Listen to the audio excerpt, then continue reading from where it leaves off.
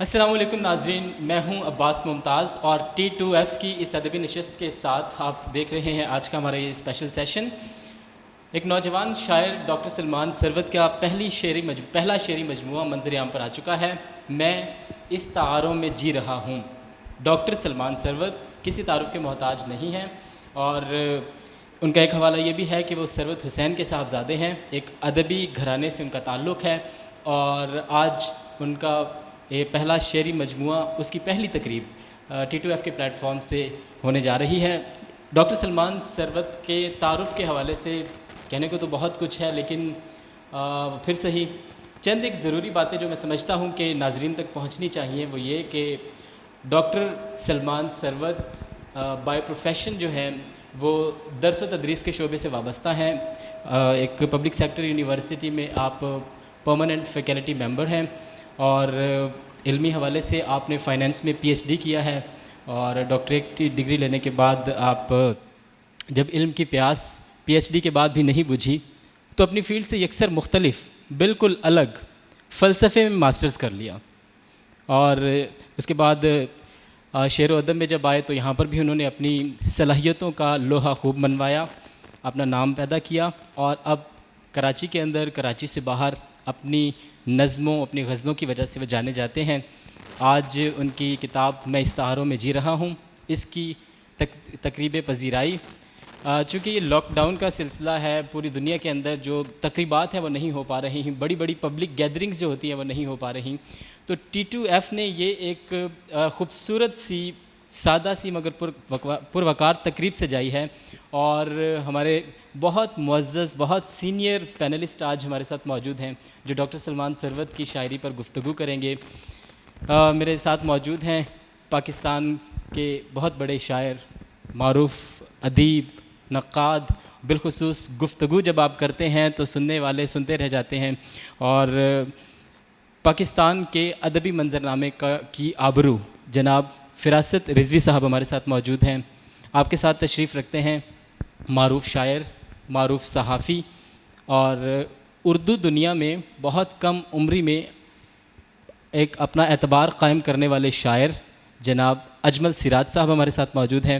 اجمل سراج صاحب بھی آج سلمان ثروت کی شاعری پر گفتگو کریں گے، اور اس کے علاوہ اجمل سراج صاحب کے ساتھ موجود ہیں آج کے صاحب شام ڈاکٹر سلمان ثروت صاحب، اور سلمان ثروت صاحب ہی کی کتاب ہے، انہی کی وجہ سے آج ہم سب یہاں پر موجود ہیں، اور پروگرام کا باقاعدہ آغاز کرتے ہیں فراست رضوی صاحب کی اجازت سے، اجمل سراج صاحب کی اجازت سے پروگرام کا باقاعدہ آغاز کرتے ہیں، اور ڈاکٹر سلمان ثروت کی یہ کتاب ہے۔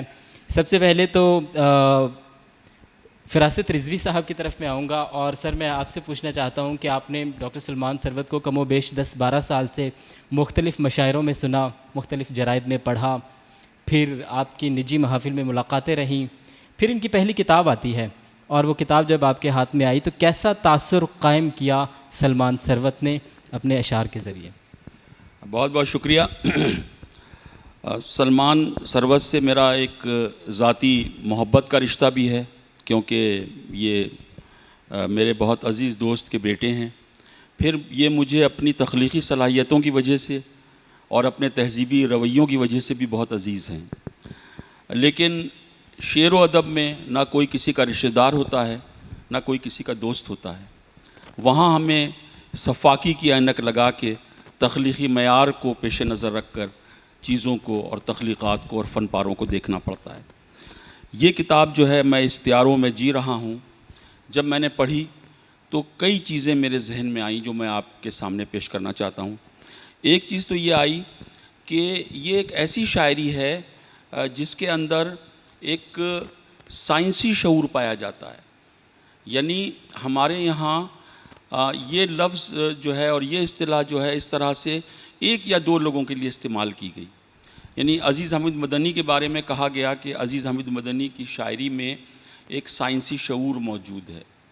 سائنسی شعور کا مطلب یہ نہیں ہے کہ آپ سائنسی ایجادات کا یا سائنسی اشیاء کا انگریزی میں یا یورپ کی زبانوں میں جو اس کی اصطلاحات ہیں ان کو آپ نظم کر دیں، بلکہ اس کا مطلب یہ ہے کہ سائنس جس طرح عقل پرستی کی ایک عالمی تحریک لے کر دنیا کے سارے مذاہب کے سامنے کھڑی ہے، دنیا کے سارے اخلاقی نظاموں کے سامنے کھڑی ہے، تو اس کو سمجھنا اور اس چیلنج کو محسوس کرنا اور اس کا جواب دینے کی کوشش کرنا، اور یہ فیصلہ کرنا کہ کیا سائنس کو اس کی اقدار کے ساتھ اختیار کیا جائے یا اسے بغیر اقدار کے اختیار کیا جا سکتا ہے اور اسے ہم اپنی اقدار دے سکتے ہیں۔ یہ بڑے سوالات ہیں۔ تو سلمان ثروت کیا میں نے یہ دیکھا کہ ان کی شاعری میں وہ شعور، وہ اویئرنیس موجود ہے، اور اس کا سبب یہ ہے کیا بات کہ انہوں نے شاعری کے مجموعے پڑھ کے شاعری نہیں کی۔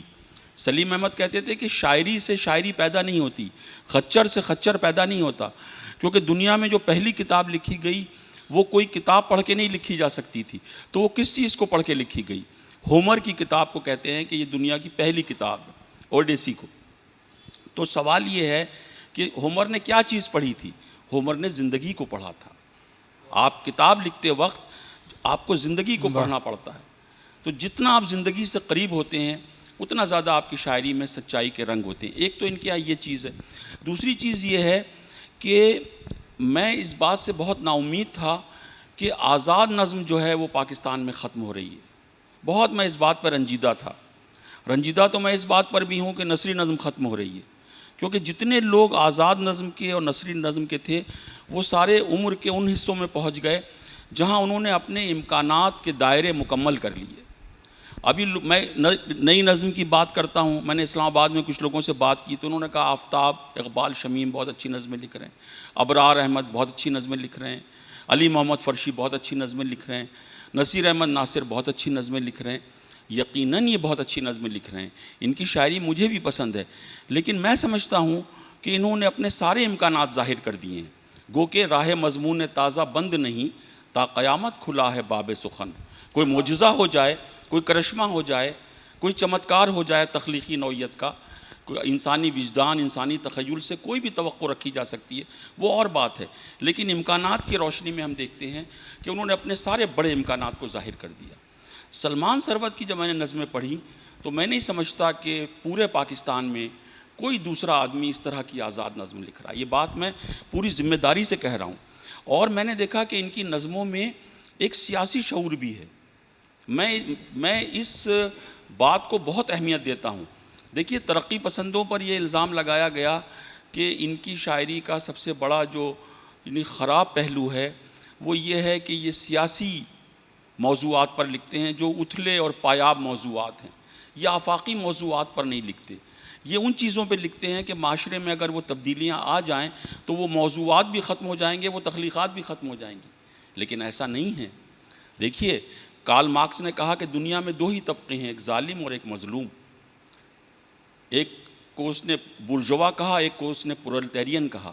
اسلام بھی یہی کہتا ہے۔ ڈاکٹر علی شریعتی نے لکھا کہ ایک قابلی معاشرہ ہے، ایک حابیلی معاشرہ ہے۔ تو ایک انسان دوست شاعر اور ایک ایسا لکھنے والا جس کے دل میں زندگی کا اور انسانوں کا درد ہو اور انسانیت کا درد ہو، وہ ہمیشہ مظلومیت کا ساتھ دے گا۔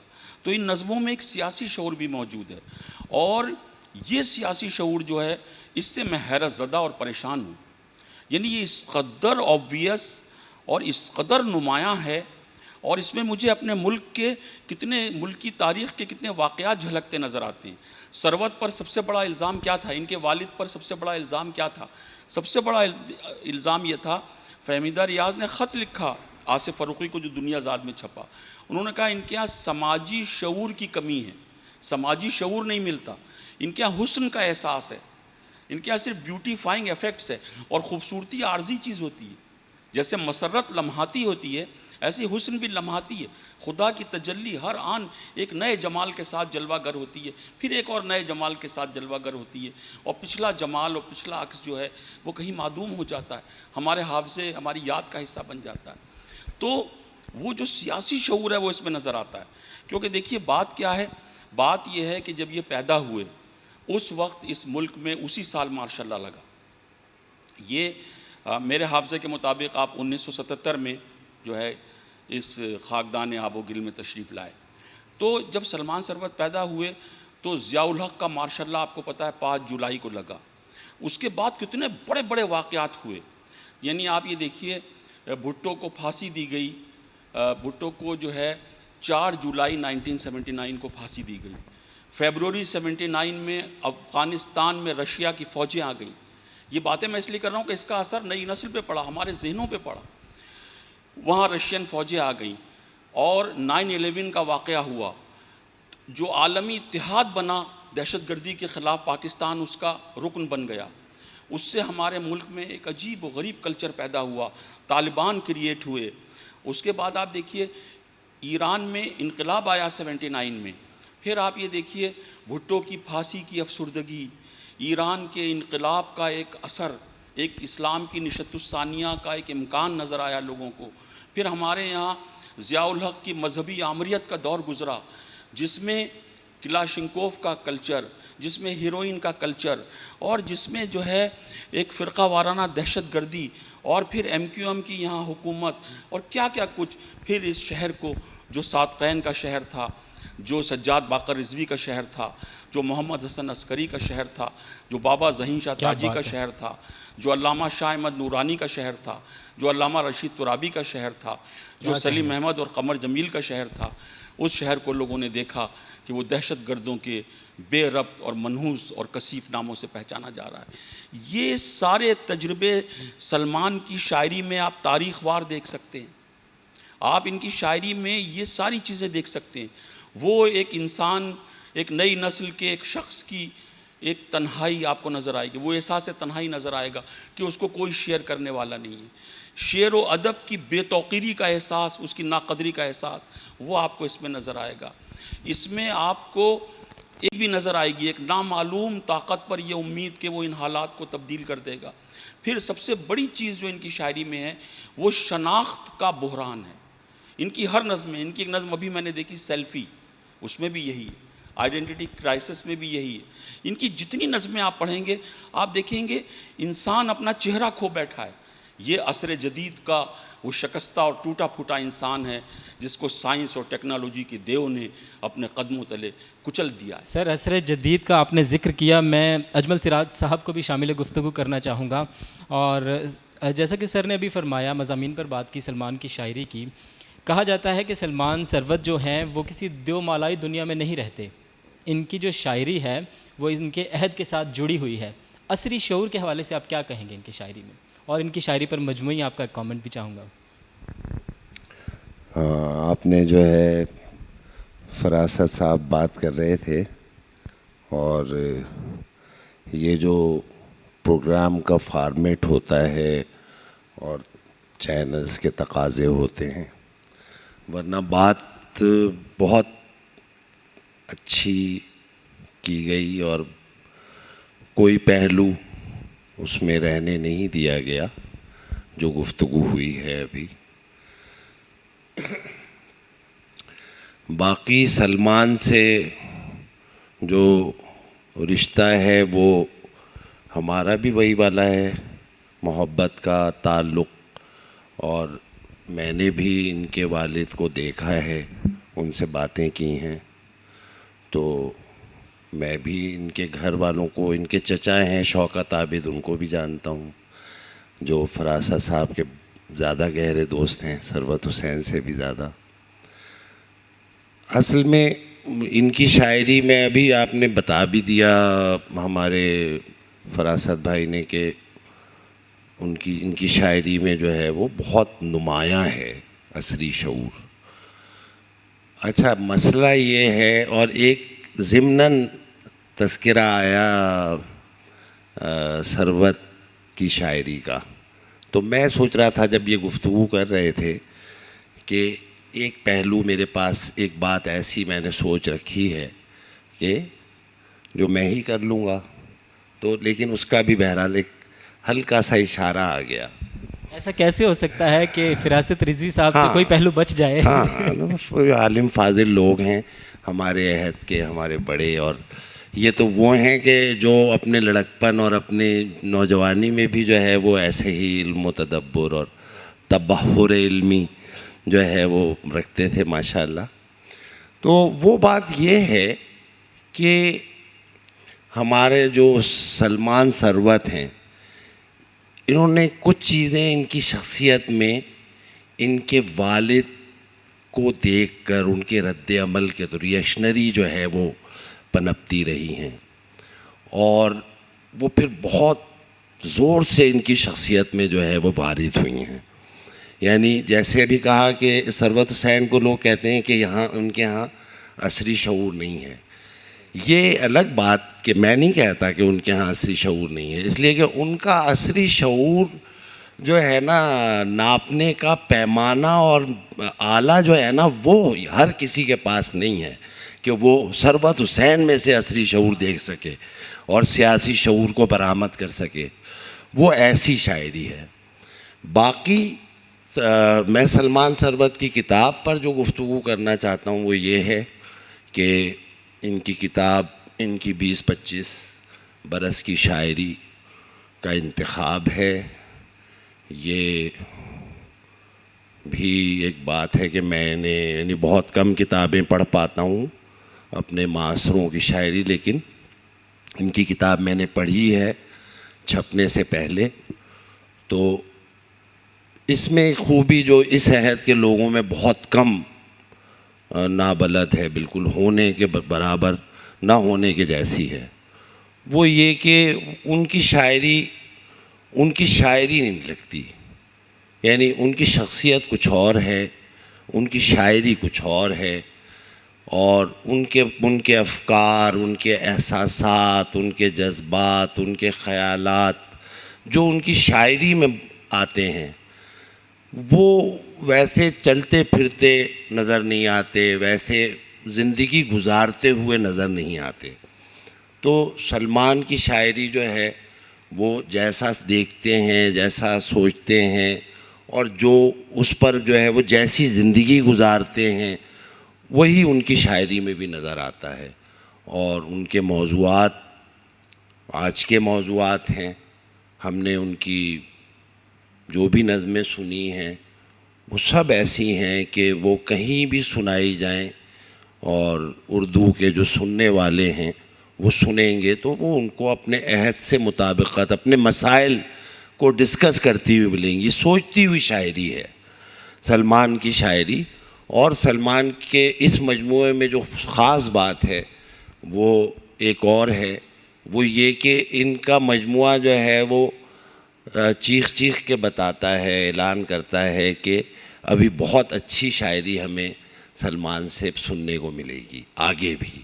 ورنہ ابھی فراست صاحب نے جیسے کہا نا، ان کا کہ بعض اوقات ایسا ہوتا ہے، ان کی گفتگو میں وہ بین السطور میں تھا کہ شعراء کے جو پہلے مجموعے ہوتے ہیں وہ اس میں اپنا تمام تر جو ہے وہ اظہار ان کا ہو جاتا ہے، اور اس کے بعد جو ہے وہ ان کی سانس پھول چکی ہوتی ہے اور وہ اپنے آپ کو ظاہر کر چکے ہوتے ہیں. لیکن ہمیں خوشی ہے کہ ہمارے دوست کا جو مجموعہ ہے وہ خود بھی بہت اچھا ہے اور اپنا ایک مقام رکھتا ہے، اپنے آپ کو منواتا ہے، اور یہ اعلان بھی کرتا ہے کہ اسی سوتے سے، اسی منبع سے جو ہے وہ ہم اور بھی ابھی کچھ یہاں سے برآمد ہوگا، یہاں سے اور بھی شاعری جو ہے پھوٹے گی. یہ مٹی بہت زرخیز ہے اور بہت کچھ مزید سننے کو ملے گا. اس سے پہلے کہ میں واپس فراست رضوی صاحب کی جانب آؤں، میں سلمان آپ کی طرف آنا چاہوں گا، اور سب سے پہلے ہم آپ سے بھی کلام بھی سنیں گے، لیکن اس سے پہلے میں پوچھنا چاہوں گا کہ آپ درس و تدریس کے شعبے سے وابستہ ہیں. آپ نے کارپوریٹ لائف میں اپنا پروفیشنل کیریئر سٹارٹ کیا، پرل کانٹیننٹل میں رہے، نیشنل ریفائنری میں رہے، نیشنل بینک میں رہے، مطلب ایک بالکل کارپوریٹ دنیا کے اندر آپ نے اپنے کیریئر کا آغاز کیا. پھر ایک دم آپ درس و تدریس میں آ گئے، شہر کی ڈفرینٹ جامعات کے اندر آپ نے پڑھایا، ماجو یونیورسٹی، زیبسٹ، بیرٹ ہاجسن، بحریہ یونیورسٹی، بے نظیر شہید یونیورسٹی میں آپ تاحال پڑھا رہے ہیں. تو یہ ڈائیورسٹی، یہ بہت زیادہ ورسٹائلٹی ہے. پھر آپ ایک دم شاعری میں آ گئے. شاعری میں آنے میں کس چیز نے آپ کو مجبور کیا؟ بہت شکریہ عباس، آپ نے پوری تمہید باندھی اور پروفیشنل کریئر جو میرا رہا اس حوالے سے کافی گفتگو کی. آپ نے ایک بات یہ کہی کہ اچانک آپ شاعری کی طرف آ گئے، تو میرا خیال ہے کہ کوئی بھی شخص اچانک کسی فیلڈ میں نہیں آتا، کوئی نہ کوئی چیز اس کے اندر پنپ رہی ہوتی ہے. شاعری تو میں یہ کہ گھر میں ہمارے ایک ماحول سا تھا اور اس سے ایک انسپائریشن ہمیشہ لیتا رہا، کچھ لکھنے کی بھی کوشش کرتا رہا. جب میں پروفیشنل کیریئر میں داخل ہوا تو ایک چیز میں نے محسوس کی کہ جس طرح میں سوچتا ہوں اس طرح میں اپنی ذات کا اظہار نہیں کر پا رہا، اور یہ ایک بے چین کر دینے والی کیفیت جو ہے میرے اندر پنپتی جا رہی تھی آہستہ آہستہ، اور مجھے اپنے احساسات اور اپنے خیالات کے اظہار کے لیے کوئی چینل درکار تھا، اس کو چینلائز کرنا تھا. اور بس یہ کہ اللہ کا کرنا اس طرح ہوا کہ شاعری سے مجھے ایسا لگا کہ میں اپنی ذات کا بھرپور اظہار کر پاؤں گا. جس طرح سے میں کوئی بات کہنا چاہتا ہوں، اس کا کوئی تاثر قائم کرنا چاہتا ہوں، شاید اس طرح میں کامیاب ہو جاؤں شاعری کی راہ پہ چل کے اور میں اپنی ذات کا اظہار کر سکوں. تو یہی وجہ تھی درس و تدریس کی طرف آنے کی بھی، کیونکہ جب آپ مخاطب ہوتے ہیں نئی نسل سے اور آپ جو ہے اپنا علم جو ہے وہ ٹرانسفر کرتے ہیں، تو اس وقت بھی آپ اپنی ذات کا اظہار کر رہے ہوتے ہیں، اور پھر مزید آپ گفتگو کرنا چاہیں اور اپنی ذات کی گہرائیوں سے کچھ چیز نکال کے ان کو اپنے جو قارئین ہیں، سامعین ہیں، ان تک پہنچانا چاہیں، تو مجھے یہ لگا کہ یہ شاعری بہت اچھا میڈیم ہو سکتا ہے، یہ بہت اچھا ذریعہ ہو سکتا ہے. اور بس اپنی سی ایک کوشش رہی، اور جب میں نے کچھ نظمیں کہیں اور میرے دوستوں نے ان کو سراہا تو مجھے لگا کہ شاید تھوڑی بہت میں اپنی جو میری ایفرٹ تھی اس میں کامیاب ہوا. باقی آپ لوگ بتائیں گے. اور جیسا کہ ابھی جو ہے اجمل بھائی نے اور فراست بھائی نے اس حوالے سے گفتگو کی، میں اس قابل تو نہیں، لیکن بہرحال انہوں نے بہت ساری اس میں جسے کہنا چاہیے کہ پوائنٹس جو ہیں وہ نکالے. کوشش میری یہ رہتی ہے کہ جو کچھ لکھوں اس کا تعلق میری ذات کے ساتھ ہو، اور ظاہر بات ہے جب وہ آپ کی ذات کے ساتھ اس کا تعلق ہے تو وہ آپ اپنے شعور، اپنے اثر کی ہی بات کریں گے، کیونکہ آپ کی ذات اسی اثر میں زندہ ہے. تو بس اب آج مجھے گفتگو سن کے بہت دلی مسرت محسوس ہو رہی ہے کہ شاید میں کسی حد تک اس میں کامیاب رہا. اچھا، آپ سے شعر بھی سنیں گے، لیکن مجھے ایک بات یاد آ گئی تو میں اجمل سراج صاحب سے وہ پوچھنا چاہوں گا وہ سوال. غالباً 2009 کی بات ہے، arts council of Pakistan cafe گلرن کے اندر اسی طرح میں ایک شعری نشست کی نظامت کر رہا تھا. پہلی دفعہ ایک روشن آنکھوں والا نوجوان وہاں آیا. دیگر مشاعروں میں وہ شرکت کر رہے تھے، لیکن میری جو ملاقات ہوئی وہ اس مشاعرے میں ہوئی. تو مشاعرے میں انہوں نے جو اشعار سنائے، انہوں نے اثر چھوڑا، انہوں نے اپنے حصے کی داد وصول کی. بعد میں جب ان سے بات ہوئی تو انہوں نے اپنا نام سلمان ثروت بتایا، جو اب ڈاکٹر سلمان ثروت کے روپ میں ہمارے سامنے موجود ہیں. اچھا اجمل سراج صاحب، میں آپ سے یہ پوچھنا چاہوں گا، سلمان ثروت کی جو نظم ہے اس کے اندر جب ہم دیکھتے ہیں تو ایک شہری زندگی کی کشمکش نظر آتی ہے. اس کی لفظیات، اس کے جو موضوعات ہیں وہ ہمیں آج کے مسائل کی عکاسی کرتے نظر آتے ہیں. کہیں کہیں میں فلسفہ بھی نظر آتا ہے. میں سوال کے دو حصے ہیں. پہلا تو یہ کہ آپ یہ بتائیے کہ سلمان ثروت کی نظمیں اور سلمان ثروت کی غزلیں بالکل دو مختلف رجحانات نظر آتے ہیں. ایسا لگتا ہے جو دو الگ الگ شعراء ہیں جو ہم سے ہم کلام ہو رہے ہیں. اور دوسرا، فلسفے کے حوالے سے بھی انہوں نے قلم اٹھایا، جس طرح سے ڈیکارٹ کے میڈیٹیشنز پر انہوں نے ایک نظم لکھی. کتنے کامیاب ہوئے فلسفے کو شعری قالب میں ڈھالنے؟ نہیں، کوئی ایسا تو میں ایک تو اس سے بھی جو ہے اتفاق نہیں کروں گا کہ سلمان کی غزلیں اور سلمان کی نظمیں الگ الگ لکھنے والے کا کلام لگتی ہیں. سلمان کی غزلیں بھی ان کے بھی وہی موضوعات ہیں سارے کے سارے جو نظموں میں جیسے باتیں کرتے ہیں وہ. اور جہاں تک وہ اس نظم کا تعلق ہے، وہ بہت نظمیں ساری اصل میں سلمان نے کوئی اتنی نہیں عجلت کا مظاہرہ نہیں کیا. انہوں نے وہ ایسی بھی کچھ چیزیں شاعر کہتا ہے جو کسی نارسیدہ رہ جاتی ہیں، ایسی بھی چیزیں اس کے لکھنے میں آتی ہیں کہ جنہیں وہ ترک کر دیتا ہے. بہت سارے ہمارے یہاں مثال ہے متروکات، یعنی ہمارے بڑے شعراء تو ایسے ہیں کہ جن کے متروکات جو ہے وہ ان کے اصل کلام سے کہیں زیادہ ہیں. خود اقبال کی مثال ایسی ہے. تو یہ تو بہت کامیاب نظمیں ہیں. اور جہاں تک آپ نے اس کو دیکھا یا آپ ان کے قریب رہتے ہیں تو آپ کو لگا ایسا کہ یہ فلسفہ پڑھ رہے ہیں اور ڈیکارٹ کو پڑھا ہے تو نہ لکھ لیے، لیکن وہ منقلب ہوا ہے. جب تک منقلب نہیں ہوتی کوئی چیز، کوئی فکر، کوئی فلسفہ، کوئی بھی جذبہ، وہ کیسے جو ہے وہ آ ہی نہیں، لکھ ہی نہیں سکتا کوئی شاعر. اور ورنہ کیا ہوگا؟ ورنہ تو جو ہے وہ میرے گھر کا جو روزنامچہ ہے وہ میں منظوم کر دوں کہ سبزی اور گوشت اور یہ 1 کلو چاہیے، وہ 2 کلو چاہیے. اگر کہیں تو کبھی جو ہے ایسی نظم لکھ کے دکھائی بھی جا سکتی ہے. اور بہت سے شعراء آج کل ہمیں نظر بھی آتے ہیں اس طرح کا کلام کہتے ہوئے. اور فراست رضوی صاحب کافی دیر سے خاموش بیٹھے ہوئے ہیں، آپ کو ہم زحمت دیں گے. سلمان ثروت کی کتاب آج ان کی پہلی، یہ یوں کہنا چاہیے کہ ڈیجیٹل تقریب پذیرائی ہے یہ، اور یہ T2F کو یہ کریڈٹ جاتا ہے جنہوں نے یہ بیڑا اٹھایا، اور سلمان کی سب سے پہلی تقریب آپ نے کی. تو فراست رضوی صاحب، سلمان کی آپ نے کتاب پڑھی، پہلے تو انہوں نے کتاب میں جو ڈفرینٹ پورشنز بنا دیے اور نظموں کا ایک طرف اور اسی طرح سب، پھر اس کے اندر جو انہوں نے اپنا دیباچہ لکھا خود سے وہ بہت مختلف تھا. انہوں نے شخصیات کو ڈسکس کیا لیکن شخصیات کے نام یوز نہیں کیے، ان کی جگہ استعارے اور اس طرح سے. اور یہ ساری کتنی فنی مہارت، کتنی ایک لگن کے ساتھ یہ سارا سفر کتاب کا طے ہوا. اور دوسری بات، ان کی نظموں کی جو لفظیات ہیں اور ان کے کانٹینٹ خاص طور پہ نظموں کا جو موضوعات ہیں اس پر ان کی علمیت بھی چھلکتی ہے. اور پھر ان کا جو ٹریٹمنٹ ہے، کتنے کامیاب ہوئے ہیں وہ اپنے اس کانٹینٹ کو شعری اسلوب میں ڈھال کر عوام تک پہنچانے میں. بہت طویل سوال آپ نے کیا. بات کہ جواب بہت طویل ہوگا مجھے علم ہے.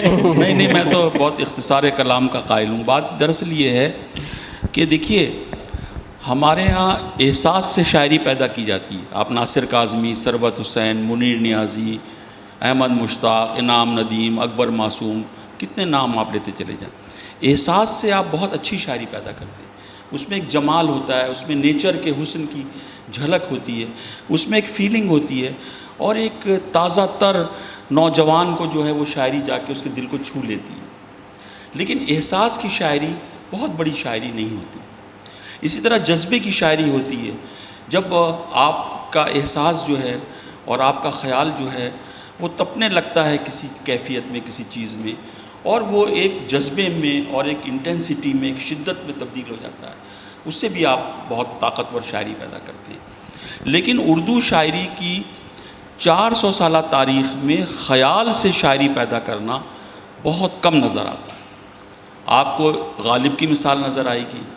آپ بلکہ اقبال کے بارے میں تو یہ لکھا گیا کہ اس نے نہ صرف خیال بلکہ فلسفیکل خیالات کو شاعری میں تبدیل کر دیا. کیونکہ حالی نے مقدمہ شعر و شاعری میں لکھا کہ شاعری کی ضد حقیقت نہیں ہے، شاعری کی ضد علم ہے. کیا کہوں. ظاہر ہے انہوں نے کالریج کو پڑھ کے لکھا ہوگا. وہ کلیم الدین احمد کے مطابق تو وہ انگریزی نہیں جانتے تھے، تو کسی سے پڑھ کے سنا ہوگا، جو بھی ہوگا. لیکن بہرحال وہ ہاں اور نہیں. اور اردو تنقید کی سب سے بڑی کتاب ہے اس وقت تک. ابھی تک کوئی تنقید کی کتاب اسے کراس نہیں کر سکی. مقدمہ شعر و شاعری، اس میں انہوں نے لکھا کہ شاعری کی ضد علم ہے. اور انہوں نے میجک لینٹرن کی مثال دی کہ جتنا زیادہ اندھیرا ہوگا تو اتنے وہ اور زیادہ روشن و چمکدار ہوگا. بات یہ ہے کہ فلسفیانہ خیال شاعری کو کل کر دیتا ہے. یہ اقبال تھا، اسی لیے اقبال کی نقل کرنے والا کوئی پیدا نہیں ہوا. ایک صاحب کے بارے میں کہا جاتا تھا، اسد ملتانی صاحب، میں نے دیکھی ان کی چیزیں، کوئی اقبال سے کوئی لگا نہیں کھاتی وہ چیزیں. یعنی اس طرح سے آپ کہیں کہ یہ اقبال کی شاعری کا عکس ہے، نہیں ہے. کیونکہ دیکھیے اب اقبال کا شعر ہے کہ آیا کہاں سے نالے نئے میں سرور میں. یہ خیال ہے، پیور خیال ہے. آیا کہاں سے نالے نئے میں سرور میں، اصل اس کی نئے نواز کا دل ہے کہ چوب نئے. یہ کیا ہے؟ خیال کو شاعری بنا دینا. کافر کی یہ پہچان کہ آفاق میں گم ہے، مومن کی یہ پہچان کہ گم اس میں ہے آفاق. تو اس میں نے دیکھا کہ چونکہ انہوں نے سوچ کے، فکر کے ذریعے بہت سی زندگی کی چیزوں کے بارے میں نتائج اخذ کیے، پھر اس کو انہوں نے شعری جمالیات میں ڈھالنے کی کوشش کی، جو ایک مشکل کام تھا، اور انہوں نے ڈھال دیا. میں نے ان کی ایک نظم پڑھی، اس کا نام ہے اور اس کا عنوان ہے اریندرا.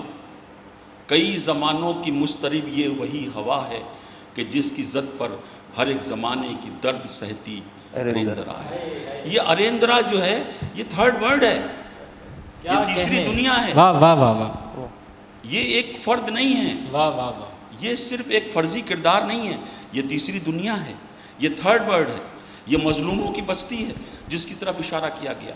تو خیال کو, ایک سیاسی خیال کو ایک شعر کے قالب میں ڈھالنا, یہ سلمان ثروت نے اس کتاب کو پڑھ کے لگتا ہے کہ سیکھ لیا ہے. اور وہ داغ انہوں نے جو ان کے خاندان کے ایک بڑے شاعر پر, میں بڑا شاعر یقیناً کہوں گا اور پوری ذمہ داری سے کہوں گا, یہ داغ کہ اس میں سماجی آگہی نہیں تھی. یہ فرض کفایہ اس خاندان میں جو بڑے لکھنے پڑھنے والے لوگوں کا خاندان ہے, جو بڑے شاعروں کا خاندان ہے, جو جینوین اور سچے شاعروں کا خاندان ہے, اس میں کسی نے یہ فرض کفایہ ادا نہیں کیا. یہ قدرت نے اور خداوند کریم نے ان کو یہ موقع دیا کہ اس داغ کو یہ دھو دیں, اور اس کتاب نے اس داغ کو دھو دیا. آپ دیکھیے اس کا نام ہے میں استعاروں میں جی رہا ہوں. استعارہ جو ہے, استعارہ کیا چیز ہے؟ استعارہ علامت سے مختلف ایک چیز ہے, استعارہ تشبیہ سے مختلف ایک چیز ہے, استعارہ کنایے سے مختلف ایک چیز ہے, تمثیل سے مختلف ایک چیز ہے, پیکر سے مختلف ایک چیز ہے. کہتے ہیں کہ استعارہ جو ہے اس کی خوبی یہ ہے کہ اس کا ایک حصہ مسنگ ہوتا ہے. وہ جو حصہ مسنگ ہوتا ہے, تشبیہ میں تو دونوں حصے مکمل ہوتے ہیں, تمثیل میں بھی کوئی واقعہ اور ایک کیریکٹر جو ہے وہ اس کا ذکر کرنا پڑتا ہے. اس میں ایک حصہ مسنگ ہوتا ہے. وہ حصہ جو مسنگ ہوتا ہے وہ ہر قاری کو, ہر ناظر کو, ہر سامع کو اپنے تخیل اور اپنے وجدان سے شامل کرنا پڑتا ہے. تو اس میں معنی کے امکان کا ایک لامحدود دائرہ پیدا ہو جاتا ہے. استعارے پر اگر وقت ہو تو میں عرض کروں. جی پلیز. علی سردار جعفری نے ایک مضمون فیض صاحب کے خلاف لکھا اور اس میں کہا کہ استعارہ بزدلی سے پیدا ہوتا ہے. جب ظالم بادشاہ کو آپ کھل کے برا نہیں کہہ سکتے تو آپ استعارے میں بات کرتے ہیں کہ جب آپ کو گرفت میں لایا جائے تو آپ کہیں نہیں, یہ تو میں نے تو بلبل کے بارے میں کہا ہے, یہ تو میں نے باد صبا کے بارے میں کہا ہے, یہ تو میں نے باغباں کے بارے میں, آپ کہاں سے اس میں آ گئے؟ آپ بچ جائیں اس ویگنس, اس ابہام کی وجہ سے جو استعارے کا ایک ٹکڑا غائب ہونے کی وجہ سے پیدا ہوتا ہے. اس کے جواب میں ممتاز حسین, مشہور ترقی پسند نقاد, انہوں نے ایک شہرہ آفاق مضمون لکھا جو ہر ادیب و شاعر کو یقیناً پڑھنا چاہیے, اگر نہیں پڑھا تو بڑا نقصان ہے. انہوں نے ایک بڑا بہترین مضمون لکھا اور اس کا نام تھا رسالہ در معرفت استعارہ, اور انہوں نے ثابت کیا کہ دنیا کی بڑی حقیقتیں جو ہیں وہ استعارے کی فارم میں ہیں. الہامی کتابیں اس لیے زندہ ہیں کہ ان میں ایک استعاراتی نظام پایا جاتا ہے. اگر وہ استعاراتی نظام نہ ہو اس کے اندر تو وہ کتابیں اپنے زمانے میں ختم ہو جائیں معنی دے کر, اپنے احکامات, اپنے متشابہات, سارے ان کے امکانات ختم ہو جائیں. اپنے زمانے کے بعد وہ کتاب آپ کے لیے کارگر نہ رہے, کامیاب نہ رہے, مفید نہ رہے, کسی کام کی نہ رہے. اب جیسے جیسے علوم بدلتے جاتے ہیں ان استعاروں کی وجہ سے ان الہامی کتابوں میں نئے نئے معنی پیدا ہوتے جاتے ہیں, نئی نئی ایجادات, نئے نئے علوم, انسانی عقل کی نئی نئی منزلیں, اس میں اس کے مطابق نئے معنی پیدا ہو جاتے ہیں. یعنی ایک اچھا فن پارہ جو ہے اس میں معنی کے جزیرے ابھرتے اور ڈوبتے رہتے ہیں. سلمان کی نظموں میں یہ چیز موجود ہے. سلمان کے ہاں میں نے یہ دیکھا کہ انہوں نے اپنا ایک استعاراتی نظام بنانے کی کوشش کی ہے, لیکن یہ ابتدائی چیز ہے. اگر یہ اسی طرح خیال کی شاعری پر قائم رہے, اسی طرح یہ اس کو جمالیاتی رنگ دینے کی کوشش کرتے رہے, اور انہوں نے اپنا مطالعہ شاعری کے علاوہ دوسرے علوم سے رکھا.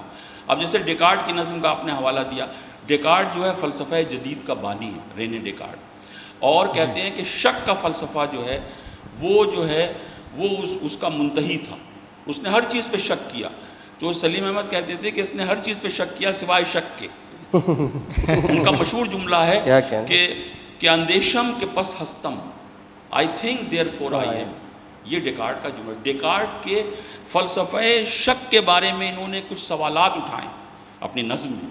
وہ سوالات بھی شاعرانہ سوالات ہیں, وہ سوالات بھی زندگی کی بڑی حقیقتوں سے جڑے ہوئے سوالات ہیں. ایسا نہیں کیا کہ انہوں نے فلسفے کا کوئی نظریہ لکھ دیا, بلکہ ڈیکارٹ کے فلسفہ شک پر کچھ سوال اٹھائیں.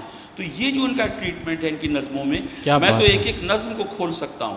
میں ان کی غزلوں کی ردیفوں کو آپ کو بیان کر سکتا ہوں کہ کیا کیا اس کے اندر جو ہے عصری شعور موجود ہے. اگر کمرے کا لفظ ہے تو یہ کس طرح اپنے آپ کو معاشرے کی بدی سے، معاشرے کی دہشت و ظلم سے الوف کر کے اور الگ اپنی ذات کے نہا خانے میں بند ہو جانے کی ایک علامت ہے. کیا بات تو یہ ہے. استعارے ہیں، یہ استعارے جو ہیں، ان استعاروں کے بغیر آپ بڑی سچائی کو کبھی بھی بیان نہیں کر سکتے. صحیح. اچھا سر، وقت تھوڑا مختصر ہے، مجھے کچھ مزید بھی سوال پوچھنے ہیں اور ہمیں سلمان سے بھی اشعار بھی سننے ہیں. تو میں ملتمس ہوں فراست رضوی صاحب کی، اجمل سراج صاحب کی اجازت سے کہ آپ اپنا کوئی کلام عنایت کریں. ضرور. میرا خیال ہے غزل سے ہم شروع کرتے ہیں. ایک غزل سے چند اشعار عطا کیجیے. جہان فکر میں مثل ہوا چلتا رہا ہوں میں، ہاں. جہان فکر میں مثل ہوا چلتا رہا ہوں میں، لیے گرد خرد چاروں دشا چلتا رہا ہوں میں. جہان فکر میں مثل ہوا چلتا رہا ہوں میں، لیے گرد خرد چاروں دشا چلتا رہا ہوں میں.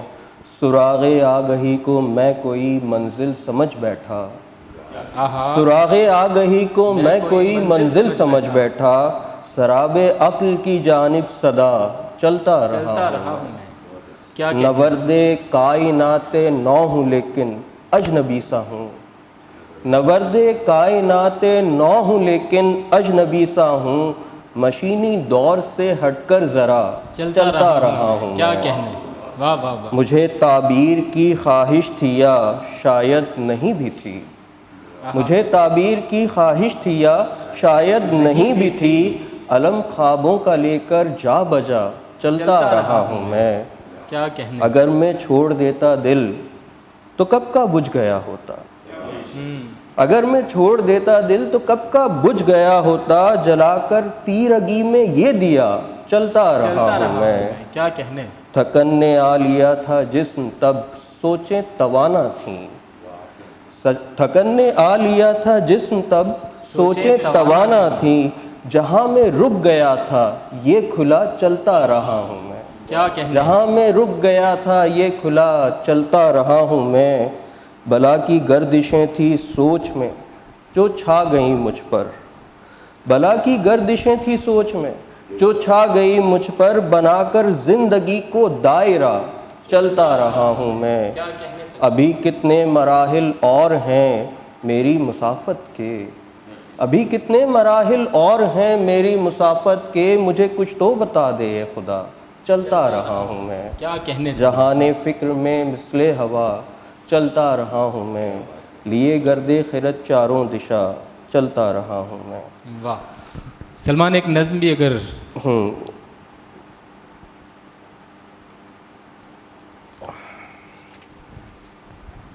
ایک نظم، اس کا عنوان ہے مڈل کلاس. Middle class. سفید پوشی کی اوٹ میں بے شمار آہیں چھپی ہوئی ہیں، سفید پوشی کی اوٹ میں بے شمار آہیں چھپی ہوئی ہیں، قرینے جاں ہیں وہی سبکسار زندگی کا خیال اور بس. سفید پوشی کی اوٹ میں بے شمار آہیں چھپی ہوئی ہیں، قرینے جاں ہے وہی سبکسار زندگی کا خیال اور بس. وہ پرسکون دن وہ جھلملاتا جہاں کی جس میں ہم اپنے حصے کی زندگی کاش والہانہ گزار پاتے. یہ چھوٹی چھوٹی سی خواہشیں تھیں. کیا کہنے سلمان. یہ چھوٹی چھوٹی سی خواہشیں تھیں کسی بڑے شہر کی کئی منزلہ عمارت سے گر پڑی ہیں. یہ چھوٹی چھوٹی سی خواہشیں تھیں کسی بڑے شہر کی کئی منزلہ عمارت سے گر پڑی ہیں، پھر ان کا ملبہ سمیٹ کر ہم بطور ایندھن نجس مشینوں میں جھونک آئے. یہ خواہشیں اب دھواں دھواں ہیں، یہ خواہشیں اب دھواں دھواں ہیں، دھواں جو دل سے نکل رہا ہے، دھواں جو دل میں اتر رہا ہے، جو روز و شب کا حصار بن کر اذیتوں کے محیط سائے میں ڈھل رہا ہے. مگر یہ سائے زمانے بھر کی تمازتوں کے مقابلے میں کسی بھی نعمت سے کم نہیں ہے. کیا کہنے.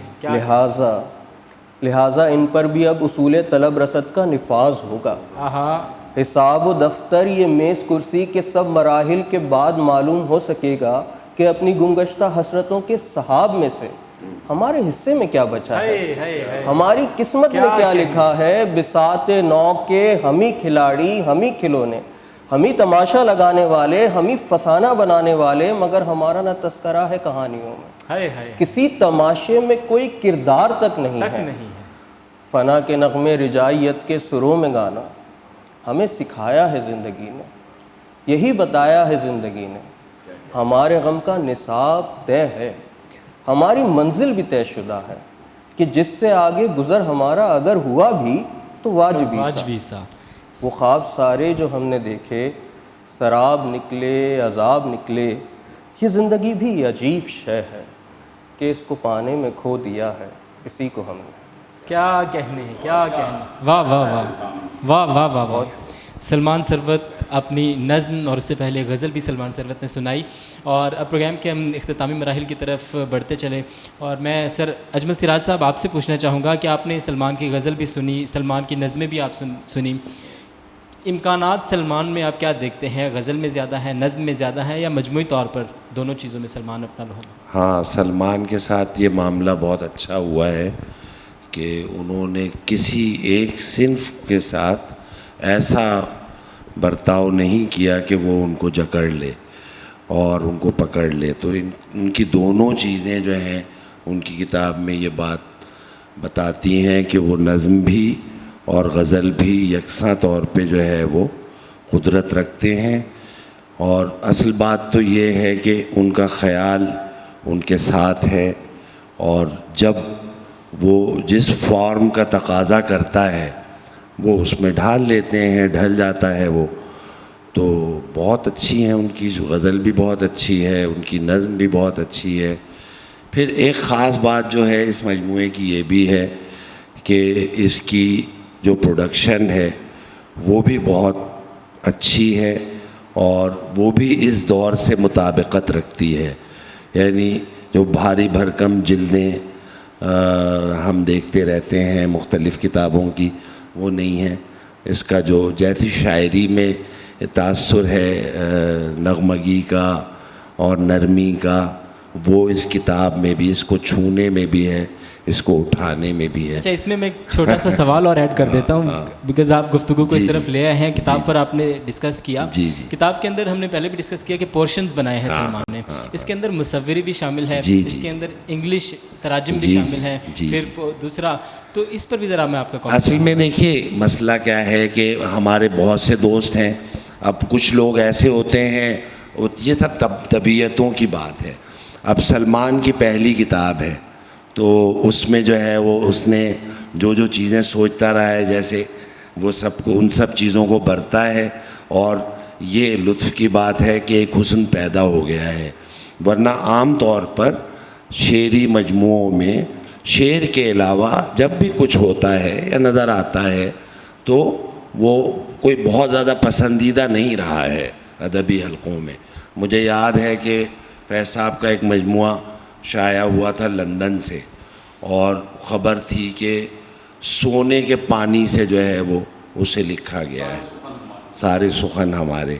تو مشفق خواجہ نے ایک کالم لکھا تھا اس پہ، اور اس پہ شاید مصرع تھا کہ کلام فیض پہ چھڑکاؤ آب زر کا ہوا، آب زر سے ہوا۔ تو یعنی کوئی ایسی بات بھی نہیں ہے، اور مگر اس کتاب کا تاثر بہت اچھا ہے، اور جو انہوں نے الگ الگ کیا ہے اس میں بھی ایک حسن ہی پیدا ہوا ہے، بہت حسین ہے سارا کام الف سے لے کر یہ تک۔ تو کتاب بہت ہی مبارکباد کے لائق ہے، اور مجھے تو اس کتاب کا جو ہے وہ ہر چیز اچھی لگی ہے۔ فراست رضوی صاحب، ایک تو یہ سوال آپ کے لیے بھی تھا، اور دوسرا آپ نے ادبی منظر نامے کے بہت سے نشیب و فراز دیکھے، آپ نے بہت سے شعراء کو ابھرتے اور پھر ڈوبتے ہوئے دیکھا، سلمان کا بھی پہلا شعری مجموعہ ہے، سلمان کے لیے کوئی ریکمنڈیشن بطور سینئر؟ دیکھیے بات یہ ہے کہ وہ ایک بات میرے ذہن میں یہ آئی کہ میں نے کتابوں میں پڑھا کہ خواجہ الطاف حسین حالی نے شیفتہ کو انیس کے مرثیے کا ایک مصرع سنایا، یعنی مرثیہ سنانے جا رہے تھے تو پہلا مصرع انہوں نے پڑھا، اور وہ یہ تھا کہ آج شبیر پہ کیا عالم تنہائی ہے. تو جب انہوں نے مصرع پڑھا تو شیفتہ، چونکہ آپ کو پتہ ہے کہ شیفتہ بہت بڑے شعر شناس اور سخن فہم تھے، اتنے بڑے سخن فہم تھے کہ غالب نے لکھا ہے کہ نتوشت در دیواں غزل تا مصطفیٰ خاں خوش نہ کر.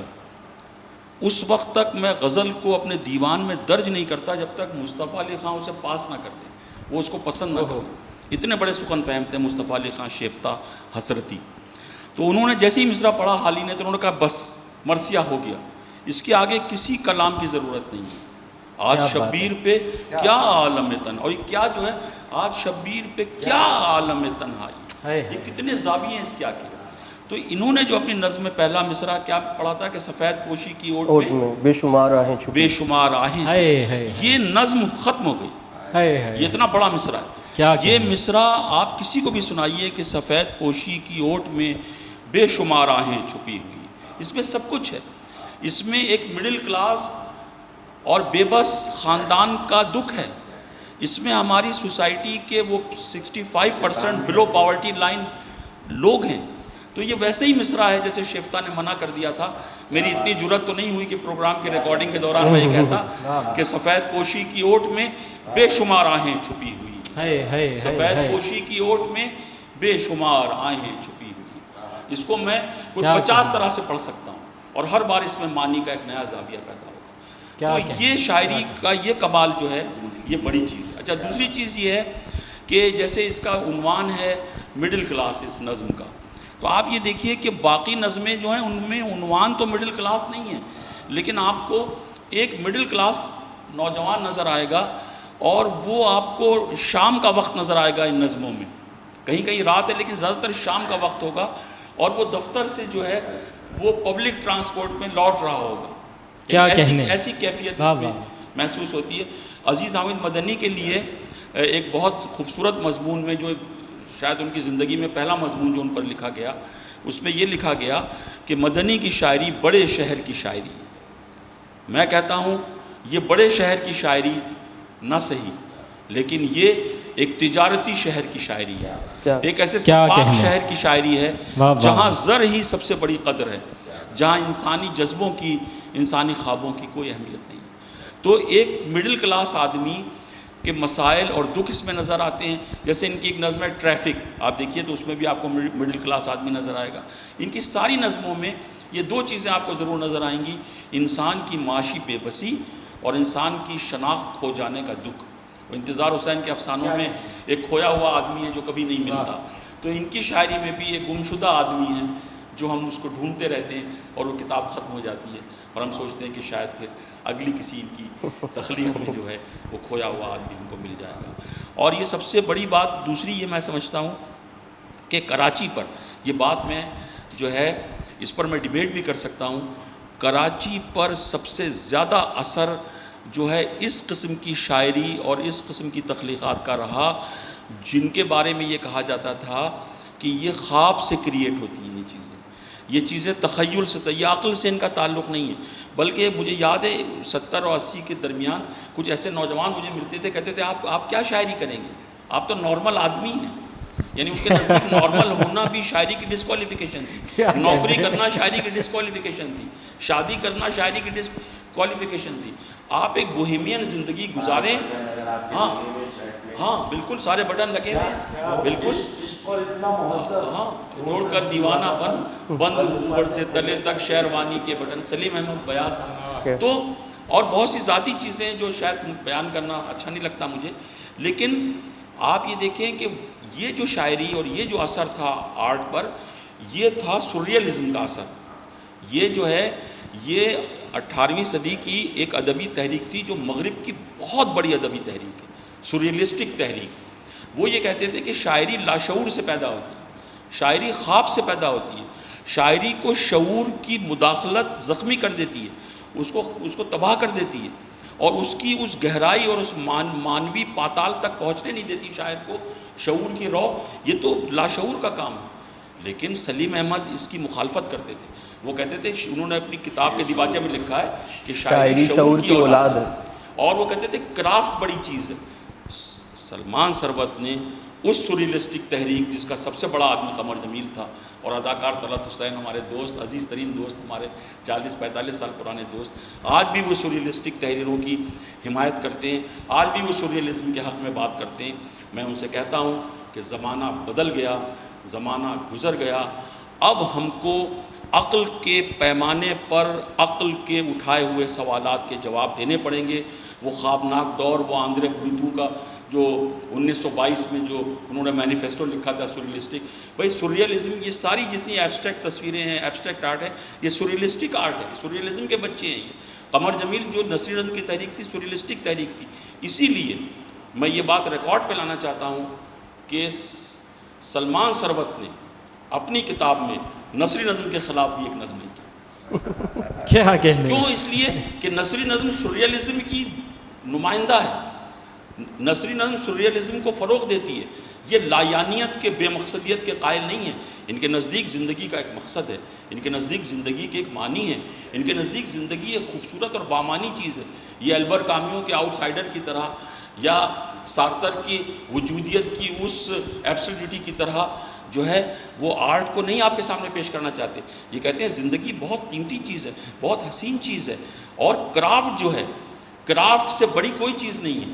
اگر آپ یہ انتظار کرتے رہیں گے کہ آپ جو ہے آپ پر ایک کیفیت طاری ہوگی، جو ارسطو نے اس میں لکھا ہے، بوتیقہ میں میوز کا لفظ لکھا ہے، میوز یونانی زبان میں کسی آسیب کو، کسی سائے کو، کسی جنات، کسی پری کے اثر کو کہتے ہیں کہ شاعروں پہ میوز کی کیفیت طاری ہوتی ہے، میوز آ جاتے ہیں تو وہ شعر لکھتے ہیں۔ انہوں نے کہا نہیں، میوز نہیں آتے، یہ آپ کو اپنے ارادے سے شعر لکھنا پڑے گا، اپنے ارادے سے ان دکھوں کو لکھنا پڑے گا، اپنے ارادے سے ان ظالموں کو جواب دینا پڑے گا جو آپ کی سوسائٹی میں ہے، اور اپنے ارادے سے ایسا آرٹ پیدا کرنا پڑے گا، ایک ایسی خوبصورت اور ایک ایسی حسین دنیا کا تصور جو ہے آپ کو پیدا کرنا پڑے گا جو آپ اپنی آنے والی نسلوں کو دینا چاہتے ہیں، جس میں سماجی انصاف ہوگا، جس میں جو ہے مساوات ہوگی، جس میں لوگ دکھی نہیں ہوں گے، جس میں ظالم جو ہے ظلم نہیں کر سکے گا، جس میں جاگیردارانہ ظالمانہ اقدار نہیں ہوں گی۔ وہ شاعری آپ شعوری سے پیدا کر سکتے ہیں۔ اور اس چھوٹے سے بچے نے، میں تو میرے لیے تو یہ چھوٹے سے بچے ہی ہیں میری نگاہوں میں، اور میں ان کو اسی طرح عزیز رکھتا ہوں۔ انہوں نے کراچی کی اس 40 سال کی خوابناک سوریلسٹک فضا کو اس کتاب کے ذریعے توڑنے کی کوشش کی اور توڑ دیا۔ ہم سب کو کیا بات ہے، کہ ہم ان کا کیا ساتھ بات ہے، کیا بات ہے۔ اچھا سر، آخر میں مختصراً ایک سوال آپ سے اور ایک آپ سے، بیکاز ٹائم بہت ہو گیا۔ ثروت حسین ادبی منظر نامے کا بہت بڑا نام ہے، اور اتنے دیو قامت اس ماحول کے اندر پرورش پانے والا ڈاکٹر سلمان ثروت، ان کے کلام کے اندر کیا ثروت حسین کا کوئی رنگ نظر آتا ہے؟ بیکاز یہ بڑا معیوب سمجھا جاتا ہے ادب کے اندر۔ نہیں، اصل میں بالکل بھی نہیں ہے، اور میں نے تو بتایا بھی، اور ایک تخیل کی آنکھ سے جو ہے میں تو ان کو دیکھا بھی اس کتاب میں بھی، اور جب دوستی ہوئی کہ یہ انہوں نے اپنے والد کو دیکھا ضرور ہے، ان کے ساتھ وقت بھی گزارا ہے، لیکن ان کا جو تعلق تھا وہ والد کی محبت اور والد کی فرما برداری کرنا، یہ سب کے باوجود ان کا جو ان کی عقل نے اور ان کے سمجھ بوجھ نے جو ان کو دیکھا ہے نا، وہ ویسے ہی دیکھا ہے جیسے ابھی ہم بیان کر رہے ہیں کہ یہ ایک الگ شخصیت ہے، اور وہ ایک اس میں ایک رد عمل بھی ہے، یعنی اپنے والد کے لیے یہ سننا، یہ دیکھنا کہ جیسے وہ شاعر تھے، اور شاعر ابھی ہم نے کتنی باتیں کی ہیں شاعر کہ سلیم نے کہا کہ عشق اور اتنا مہذب چھوڑ کر دیوانہ پن، بند اوپر سے تلے تک شیروانی کے بٹن۔ تو ثروت حسین تو سمبل تھے شاعر کا، یعنی کہ شاعر ایک ایسا شاعر جو پیسے نہیں گن سکتا، ایک ایسا شاعر جو 1000 روپے میں سے اگر 333 روپے کسی کو دینے ہیں تو اس کو معلوم نہیں ہے کہ 667 روپے بچیں گے، یعنی عادات کا نہیں ہے ان چیزوں کو۔ تو یہ سب چیزیں ان کے ذہن پر مرتسم، ان کے قلب پر، ان کی روح پر، ان کے وجود پر جو ہے اس کے اثرات مرتب ہوتے ہوتے یہ ایک میری نظر میں جو میں جانتا ہوں اس کتاب سے بھی اور ان کو دیکھ کر بھی، تو ان کی اچھا، لیکن چونکہ وہ ان کے والد ہیں، وہ خاندان ہے، بہرحال کوئی ایسی دوری بھی نہیں ہے یعنی مصرے کی بنت، مصرے کا آہنگ، وہ بہرحال کہیں نہ کہیں سے کوئی اور چھوڑ دیتا ہے. اور ہو سکتا ہے آگے جا کے وہ جو ثروت حسین نے جو اسلوب پایا تھا غزل سے اور نظم سے اور شاعری سے، وہ ظاہر ہے بہت بڑی چیز ہے. وہ ہمارے سلمان ثروت کے لیے بھی ہو. ہمیں کیا معلوم کہ اس دریا میں ابھی کیا کیا بہتا ہوا آئے گا اور کون سی جل پریاں اس کے ساحل پہ جو ہے رس کریں گی. مختصراً سلمان کے لیے کوئی ایک میسج آخر میں آپ؟ سلمان کے لیے محبت ہی محبت ہے. اللہ تعالیٰ جو ہے ان کو سلامت رکھے پروردگار، اور اسی طرح سے جو ہے لکھتے رہیں، سوچتے رہیں، غور کرتے رہیں، اور ایک ایسا قلب جو اللہ تعالیٰ نے ان کو دیا ہے، جو دیکھتا ہے، دکھتا ہے، سوچتا ہے، سمجھتا ہے، وہ اللہ تعالیٰ اس کو برقرار رکھے. دعائیں ہیں. آمین آمین. سر فراست رضوی صاحب، سلمان کے لیے کوئی دعا، کوئی میسج، کوئی ایک بات ریکمنڈیشن؟ یہ ہے کہ کہتے ہیں کہ ہر دور جو ہے، دور کیا چیز ہوتی ہے؟ ہم کہتے ہیں نا کہ یہ دور ہے، وہ پچھلا دور تھا، ایک دور آنے والا. دور کیا چیز ہوتی ہے؟ ہر دور اپنے افراد میں ظاہر ہوتا ہے. کیا بات ہے. دور افراد کے ذریعے ظاہر ہوتا ہے. یہ در و دیوار، کھنڈر، عمارتوں، سڑکوں سے، ٹریفک سگنلوں سے ظاہر نہیں ہوتا. دور انسانوں میں ظاہر ہوتا ہے. تو ہم یہ کہیں کہ ثروت حسین کی شاعری اس دور کا ریفلیکشن تھی. اس دور میں اگر سلمان ثروت ہوتے تو وہ بھی یہی شاعری کر رہے ہوتے جو ثروت نے. یہ دور جو ہے اب چیزیں بدل چکی ہیں، ایک نئی دنیا وجود میں آ گئی ہے، اور یہ نئی دنیا جو ہے، اس نئی دنیا کا ریفلیکشن جو ہے وہ ایسی ہی شاعری میں ہو سکتا ہے. میرا پیغام سلمان ثروت کے لیے یہ ہے کہ اب جس زمانے میں ہم لوگ زندہ ہیں، اس میں کوئی آرٹ، کوئی فن، کوئی شاعری علم حاصل کیے بغیر نہیں ہو سکتی. پرانے زمانے میں تو میں نے ایک کتاب پڑھی تھی کہ اردو کے امی شعراء، کہ بالکل جاہل تھے، انگوٹھا چھاپ تھے، لیکن بڑے بڑے نام تھے ان کے، بڑے بڑے دواوین تھے. اب ایسا ممکن نہیں ہے. اب جب تک عالمی سیاسی منظرنامے پر آپ کی مکمل نگاہ نہیں ہوگی، آپ اچھا شعر نہیں لکھ سکتے، آپ اچھی پینٹنگ نہیں بنا سکتے، آپ اچھی فلم نہیں بنا سکتے، آپ اچھا گیت نہیں لکھ سکتے، آپ اچھا مجسمہ نہیں بنا سکتے. تو اپنے علم میں اضافہ کیجئے. علم علم علم علم، اس کے بغیر اس عہد میں کوئی آرٹ کریٹ نہیں کیا جا سکتا. کیا بات ہے، بہت خوبصورت مشورہ. اور ڈاکٹر فراست رضوی صاحب کے بعد، اجمل سراج صاحب کے بعد، ویسے تو یہ نشست اختتام پذیر ہو گئی، لیکن آپ کو شکریہ ادا کرنا چاہیے. میں چاہوں گا کہ آپ بھی کچھ کہیں. میرے پاس الفاظ نہیں کہ جتنی محبت مجھے یہاں سے ملی، اور جن الفاظ اسپیشلی T2F کے لیے بھی، جنہوں نے، اور T2F سب سے پہلے تو یہ کہ شکیل بھائی کا اور T2F کا جو ہے بہت شکر گزار ہوں کہ انہوں نے یہ پروگرام اس پینڈیمک میں جو ہے وہ ارینج کیا. اور جس طرح کے آج کل حالات ہیں، یقیناً کوئی ہم گیدرنگ تو کر نہیں سکتے، تو آن لائن پروگرام کا جو سلسلہ ہے، اور بہت اچھا کام کیا. میں سمجھتا ہوں ادب کو انہوں نے اہمیت دی. بات یہ ہے کہ شعر و ادب کا تو کوئی پروگرام کسی چینل پہ ہوتا ہی نہیں، کسی کتاب پہ تبصرہ نہیں ہوتا، کوئی ادبی پروگرام نہیں ہوتا. میں شکیل جعفری صاحب کا بہت ممنون کرم ہوں کہ انہوں نے شعر و ادب کے بارے میں، آرٹ کے بارے میں ہم لوگوں کو یہاں گفتگو کرنے کے لیے موقع دیا، بلایا. اور سلمان کی کتاب کی یہ پہلی تقریب ہے، یہ پروگرام جو ہے یہ یعنی ان کی تعارفی تقریب کا نقش اول ہے. اس کے بعد جتنی تقریبات ہوں گی اسی کی بنیاد پر، اسی کی روشنی میں ہوں گی. تو شکیل جعفری صاحب کا بہت شکریہ. اب مزید فراست بھائی کے بعد، گفتگو کے بعد کچھ گنجائش نہیں رہ جاتی. میں صرف لیکن آپ کے چہرے سے یہ فراست بھائی کا شکریہ ادا کرنا چاہوں گا، اجمل بھائی کا شکریہ ادا کرنا چاہوں گا کہ وہ آئے یہاں پر، انہوں نے اپنا وقت نکالا اور اس گفتگو کی، اور بہت خوبصورت گفتگو کی، اور بڑی محبت، اور اس میں اور بہت مطلب سمجھ کے اور پڑھ کے بڑی محبت سے اور بڑے نیوٹرل انداز میں بھی. تو یہ جسے کہنا چاہیے کہ بس اس سے زیادہ میرا خیال ہے کہ ایک تخلیق کار کے لیے اور کیا جو ہے خوشی کا باعث ہو سکتی ہے کہ اس کے سینئر جو ہیں اور وہ اس کی تخلیق کو پڑھیں اور اس پہ اظہار رائے کریں. تو ایک دفعہ دوبارہ میں شکریہ ادا کرنا چاہوں گا آپ بہت شکریہ، اور آپ کا بھی کہ آپ نے بھی آپ یہاں پر آئے. بڑی محبت آپ کی. ناظرین، آپ نے پروگرام دیکھا ڈاکٹر سلمان ثروت کی کتاب میں استعاروں میں جی رہا ہوں. فراست رضوی صاحب، اجمل سراج صاحب نے گفتگو کی. پروگرام آپ دیکھیں، آپ کو کیسا لگا آپ اپنا فیڈ بیک دیجیے گا. T2F کا ایک بار پھر شکریہ جنہوں نے یہ خوبصورت پروگرام سجایا. اینڈ آف کورس شکیل بھائی، آپ کا بہت شکریہ.